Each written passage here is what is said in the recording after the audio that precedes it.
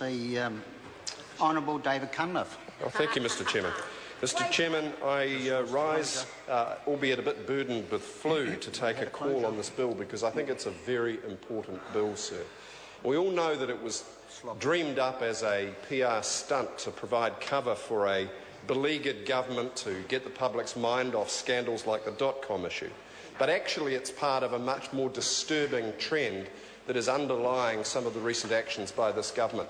It's no surprise, Minister, that you're wearing your dark blue tie today, because this is a dark blue bill. It really is. And it's part of a trend. It's part of a trend that is seeing the progressive erosion of civil liberties in this country. Now, here the target group is some fantasised multitude of boat people speeding their way on rickety rafts through the Tasman Sea to land on our West Coast beaches. Such a ridiculous prospect I have hardly heard of before.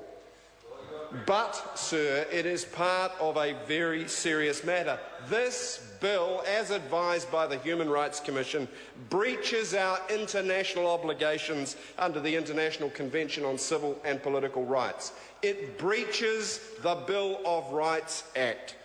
Now, that is not common in this House for the viewers, that we would have an unmitigated breach of the Bill of Rights Act. Never in my time as Minister of Immigration did I assent to a bill going to the House that breached the Bill of Rights Act in this way. This should not stand. And the backdrop to this is a trend, sir. There's been so much discussion about the government's surveillance powers in the last few weeks. About 88 cases of illegal spying, sir, where the government's response has been to say, problem, no problem, we'll simply make it legal now. And there goes another civil liberty. Or to make it illegal for New Zealanders to exercise their democratic right of protest over an international oil and gas company doing offshore drilling.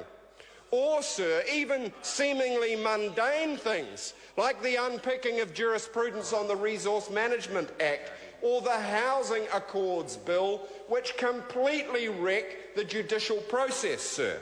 And here, no surprise in this bill, a first claim can go through with very limited rights of appeal, no second or third claims, appeals to the High Court only by leave, the traditional protections against arbitrary government action thrown out by the stroke of a pen in a bill that breaches the Bill of Rights.